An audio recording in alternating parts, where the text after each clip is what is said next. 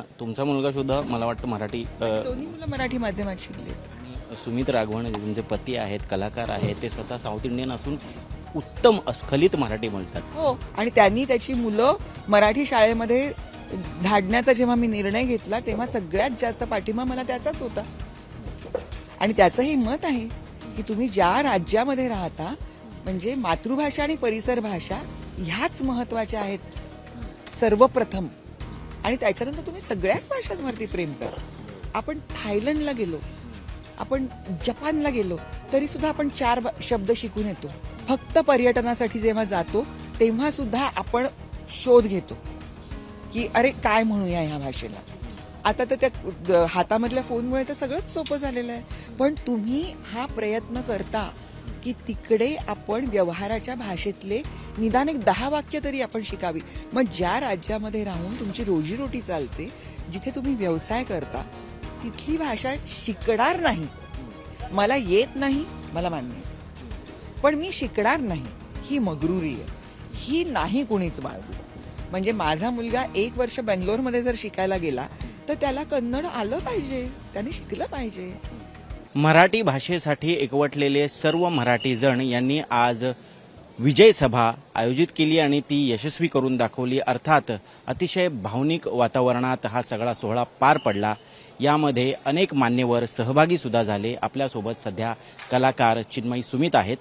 त्यांना नेमकं ह्या कार्यक्रमाबद्दल, या सोहळ्याबद्दल काय वाटलं, एकतर पहिली प्रतिक्रिया ती, आणि एकूणच ह्या सगळ्या लढ्यामध्ये तुम्ही फार हिरिरीने पुढे होता आणि आज जो विजय सभा जी आयोजित केलेली होती त्यामध्ये सहभागी होऊन कसं वाटलं, कारण खूपच भावनिक वातावरण एकूण दिसत होतं. हो, मला वाटतं भारतीय समाज म्हणून आपण भावनिक आहोतच, पण तरी सुद्धा मला असं वाटतं की आपण तितकेच महाराष्ट्र जो आहे, ज्याला पुरोगामी महाराष्ट्र असं सतत म्हटलं जातं, त्याच्यामुळे आपल्याला वैचारिक अधिष्ठानही तेवढंच आहे. फक्त आपल्या विचारांना भावनेचं अस्तर असतं आणि ते असलंच पाहिजे. त्याच्याशिवाय नुसती रॅशनॅलिटी घेऊन काही कामाची नसते. या 2 बंधूंवरती महाराष्ट्रातली जनता अलोट प्रेम करते आणि त्यांनी एकत्र येणं ही गोष्ट फार महत्वाची वाटत होती. माझ्यासाठी एक खूप महत्वाची गोष्ट ही होती, किंवा जे एक सकारात्मक वातावरण आज इथे जे बघायला मिळालं की जनसमुदाय इतका कुठून कुठून लोक आज हा सोहळा अनुभवायला म्हणून आलेले होते. त्याच्यामध्ये ठाकरे बंधूंचं एकत्र येणं हा मुद्दा तर होताच होता, पण गेले कित्येक दिवस मराठी जनांवरती किंवा मराठी भाषेवरती ज्या पद्धतीचा अन्याय होतोय किंवा ज्या एक पद्धतीची दंडेलशाही किंवा दडपशाही आपण अनुभवतो आहोत, त्याच्या विरोधात कुठेतरी एक जागा पाहिजे जिथे आम्हाला एकवटून एकत्र यायचं आहे. एक मंच आम्हाला हवाय. तो मंच ह्या निमित्ताने लोकांना मिळाला. त्यात परत अशा पद्धतीचा कुठलाही संकोच नव्हता की मी कुठला झेंडा घेऊन हातात जाऊ, कारण अत्यंत स्पष्टपणे या दोन्ही भावंडांनी सांगितलेलं होतं की कुठलाही झेंडा नाही, फक्त मराठीचा मुद्दा, आणि त्या मुद्द्यावरती लोक आज एकत्र आलेले होते. त्याच्यामुळे मला असं वाटतं की हे एक अत्यंत सकारात्मक चित्र आहे आणि हे असंच टिकावं. निश्चित. तुम्ही म्हणालात की आजच्या ह्या विजय सभेचं उद्दिष्ट होतं की कुठलाही अजेंडा नाही, मराठी फक्त एक अजेंडा असणार होता, परंतु असं नाही का वाटत तुम्हाला, कारण ते प्रश्न असे लोकांकडनं विचारले जाऊ लागलेत की हा जो होता हा मराठीचा होता की महानगरपालिकेचा होता. राजकीय लाभ घेण्यासाठी कुठेतरी इतका मोठा विजय सभा आयोजित करून जल्लोष साजरा करण्यात आला आणि तो तिथपुरताच मर्यादित राहू नयेत अशी कुठेतरी एक भीती व्यक्त होताना. मला नाही वाटत. मला वाटतं आज इकडे जे लोक आले होते ना, त्यांच्या मनामध्ये ह्याच्याबद्दल शंका नाही. आम्ही सगळेच जण, आम्ही जे कार्यकर्ते आहोत, जे या आंदोलनामध्ये सक्रिय आहोत, शालेय शिक्षण कृती समन्वय समिती ह्यातर्फे आम्ही हे आंदोलन गेले 2.5 महिने आम्ही हे करतो आहोत. आणि त्याच्या आधी सुद्धा मराठी अभ्यास केंद्र हे सतत जे काम करत आहे त्याला आम्ही सगळ्यांनी मराठी कारण असं नाव दिलेलं आहे. म्हणजे राजकारण नाही, समाजकारणही नाही. आम्ही जे करतो आहे ते फक्त मराठीचा मुद्दा घेऊन आम्ही लढतो आहोत, त्याचं काहीतरी बरं करायचा प्रयत्न करतो आहोत. त्याच्यामुळे आम्ही असं मानतो की ह्या मराठी कारणालाच एक वेगळ्या पद्धतीचा पाठिंबा किंवा सकारात्मक पाठिंबा असा आम्हाला मिळेल असं आम्हाला वाटतंय. आणि तोच मुद्दा आज मला वाटतं या दोन्ही बांधवांनी मांडला. मराठीचाच मुद्दा मांडला आणि त्यांनी पुन्हा पुन्हा संयुक्त महाराष्ट्र चळवळीशी आत्ताचा हा लढा त्यांनी जोडला. तो खरंच लढा त्याचा आवाका, त्याचा पैस हा फार वेगळा होता, परिस्थिती फार वेगळी होती. पण आपण आत्ता स्वतंत्र भारतात आहोत, आपण स्वतंत्र महाराष्ट्रात आहोत. भाषावार प्रांतरचनेनंतर महाराष्ट्र झाला, पण मुंबई राजधानी होऊ शकत नव्हती. त्यावेळेला आपण ही मुंबई कमावलेली आहे असं वातावरण असताना आज परत महाराष्ट्र मराठीपासून तोडणं अशा पद्धतीचं जे कारस्थान चालू आहे त्याच्या विरोधात जे लोक एकत्र येतात. आणि आज आपल्याला फार चांगलं चित्र बघायला मिळालं की फक्त हे दोन बंधू नव्हे तर बाकीच्या पक्षांमधले सुद्धा लोक आज इथे उपस्थित होते. ते मंचावरती नंतर आले, कोणीही भाषणं केली नाहीत, कोणीही कुठले दुसरे मुद्दे रेटलेच नाहीत. आज फक्त आणि फक्त मराठीवरती बोलणं झालं. मला वाटतं हे प्रगतीचं द्योतक आहे आणि मला असं वाटतं की पुढे काहीतरी चांगलं घडेल.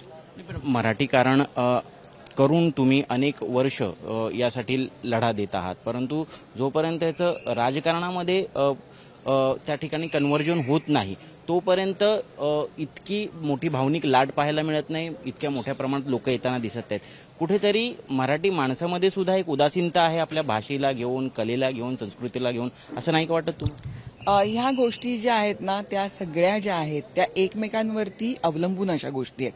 ह्या कुठल्याच स्वतंत्र गोष्टी नाही आहेत. त्याच्यामुळे ज्या पद्धतीचं वातावरण आत्ता, सांस्कृतिक वातावरण ज्या पद्धतीचं आत्ता निर्माण झालेलं आहे, आपण असं म्हणतो की भारत हा देशच असा आहे की जो विविधतेने नटलेला देश आहे.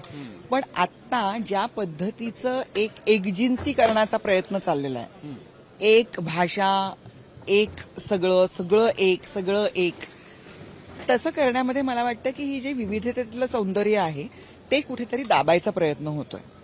आणि ते होऊ नये ह्याच्यासाठी अशा पद्धतीचं एकत्र येणं आणि आपली जी विविधता आहे, आपलं जे वैशिष्ट्य आहे ते प्राणपणाने जपणं हे अत्यंत आवश्यक आहे. आणि ते करताना निश्चितच जर सत्तेत तुमचे लोक असतील, सरकार त्या पद्धतीची आस्था बाळगणारं असेल तर निश्चितच या कामाला जास्त मदत होते. पण मुख्यमंत्री देवेंद्र फडणवीस सातत्यानं एकच गोष्ट मांडतायत. ते म्हणतायत की मराठीचा अभिमान तर असायलाच हवा, परंतु आपण जर इंग्रजीला पायघड्या घालू शकतो आणि एका राष्ट्रीय भाषेचा दुश्वास करू शकतो किंवा त्याला नाकारू शकतो तर हे कितपत योग्य आहे?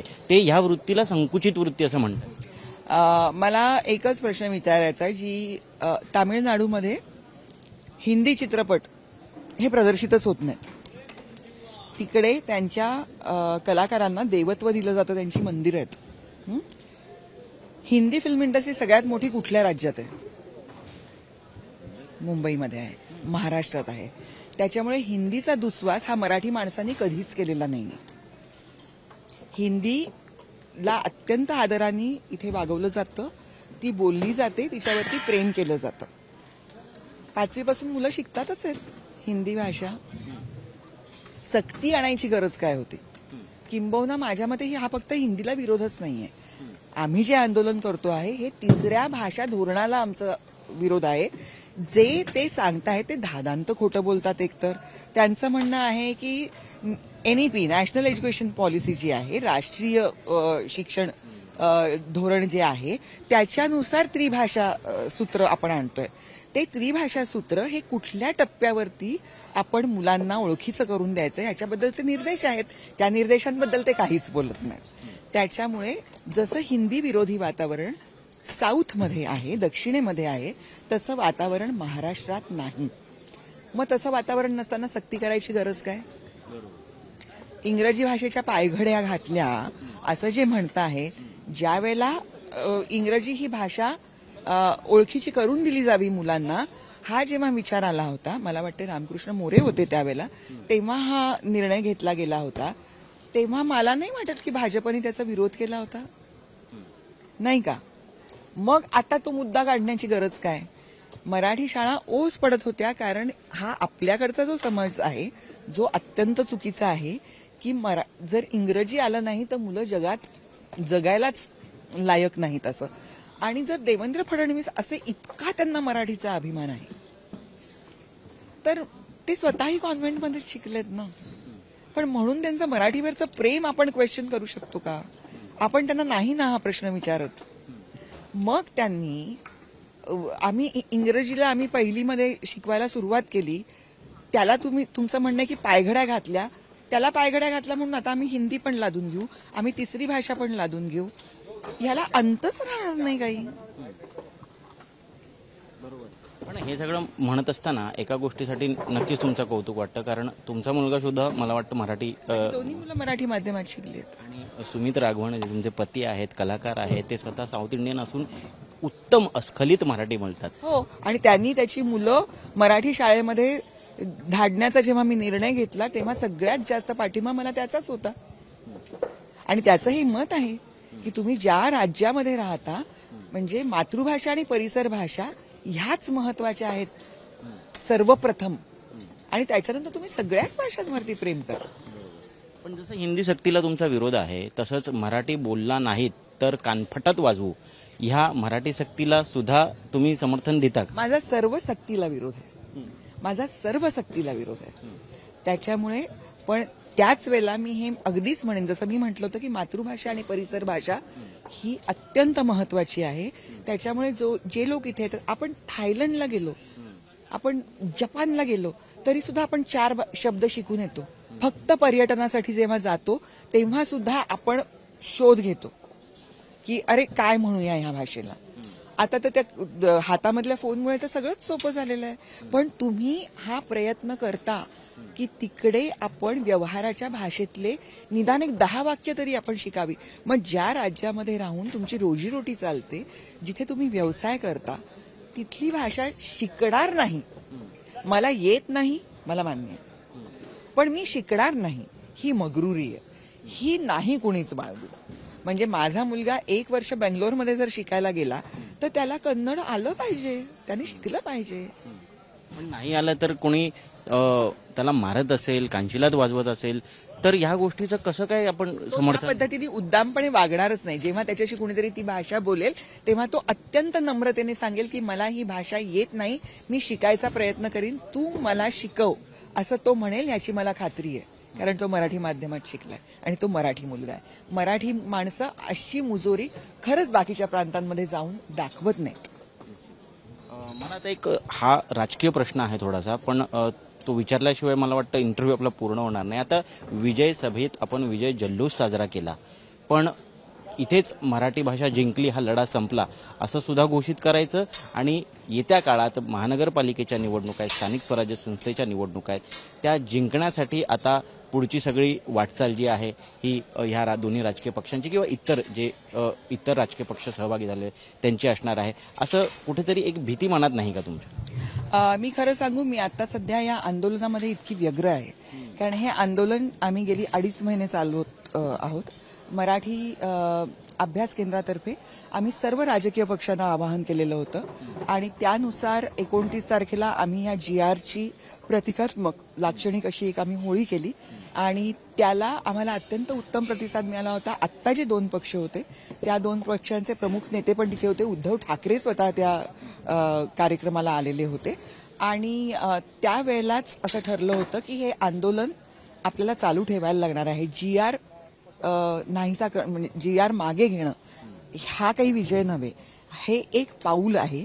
पण ते पाऊल घेताना सुद्धा त्यांनी ते इतकं ठेवतो न ठेवतो असं केलेलं आहे की त्याच वेळेला त्यांनी सांगितलंय की डॉक्टर नरेंद्र जाधव यांच्या अध्यक्षतेखाली ते एक नवीन समिती नेमू इच्छितात आणि ती समिती 3 महिन्यांनी निर्णय देणार आहे. त्याच्यामुळे आजचं मरण उद्या ढकललं. हे राजकारण त्यांच्याकडून झालंच आहे आणि ते कशासाठी झालेलं आहे हे न कळण्या इतके दूधखुळे कोणीच नाही आहेत, जनताही नाही, आम्हीही नाही आहोत. त्याच्यामुळे हे आंदोलन असंच चालू राहणार आहे. आज हे एक वेगळ्या पद्धतीचं मला वाटतं एकत्र येणं होतं. मी अजूनही हा विजय जल्लोष असं मी काहीच म्हणत नाहीये. इथे आम्ही जे आलेले होतो ते इतक्या एक गठ्ठ्याने जेव्हा मराठी जनसमुदाय एकत्र आलेला आहे त्याच्यात आम्हीही आहोत म्हणून आम्ही इथे आलेले होतो. आमचं आंदोलन संपलेलं नाही. 7 तारखेला आझाद मैदानावरती महाराष्ट्रभरातून निरनिराळ्या कृती गटांचे लोक एकत्र येणार आहेत आणि तिथे हे धरणं आंदोलन होणार आहे. जिथे आमच्या काही मागण्या आहेत त्या मागण्यांना आणखीन काही मागण्या जोडल्या जातील, तिथे विचारविनिमय होईल आणि आम्ही जे करतोय ते शुद्ध आणि शुद्ध मराठीकरण करतो आहोत. राजकारणाबद्दल काही बोलावं असा माझा राजकारणाचा अभ्यास नाही. मी फक्त एक मतदार म्हणून मी बोलू शकते. त्याच्या पलीकडे मला नाही वाटत की मला ह्याच्यावरती काही भाष्य करण्याची माझी काही कुवत आहे. पण मला नक्कीच असं वाटेल की मराठी भाषा, मराठी संस्कृती ह्यांना बळकटी आणणारं कुठलंही जर सरकार असेल, कुठलेही जर पक्ष असतील तर त्यांचं आम्हाला निश्चितच कौतुक वाटतं. जाता जाता एक वैयक्तिक प्रश्न आणि अगदी मनापासून उत्तर द्याल अशी अपेक्षा करतो. 2 भाषणं झाली, राज ठाकरे, उद्धव ठाकरे, कोणाचं भाषण जास्त आवडलं? हे तर मी सांगूच शकणार नाही. तुम्ही मला माझ्या घराच्या समोर मोर्चाच तुम्ही काढाल. मी असं म्हणेन की ह्याच्यातले ह्या दोन्ही भावंडांमधले जे मराठीवरती खरंच निस्सीम प्रेम करतात त्यांचं भाषण मला जास्त आवडलं. चला, धन्यवाद. खूप खूप छान गप्पा झाल्या आपल्या. आणि मुंबई तकच्या प्रेक्षकांना सुद्धा या निमित्ताने मराठी भाषेसाठी लढणारे खरे शिल्लेदार कोण आहेत त्यांना व्यासपीठ देण्याचा आमचा प्रयत्न होता. अर्थात प्रेक्षक याबाबत आपलीही मतं नोंदवतील. त्यांना या सगळ्याबाबत काय वाटतं, मराठी कारण म्हणजे काय, त्याचं राजकारण होत आहे का, आणि जर राजकारण होत असेल तर अर्थात त्याचा नफा कोणाला, तोटा कोणाला, याचंही विश्लेषण ते त्यांच्या पद्धतीने करतील आणि आपलं मत नोंदवतील अशी अपेक्षा करूयात. कॅमेरा पर्सन राजू रेवणकर सोबत मी ऋत्विक भालेकर, मुंबई तक.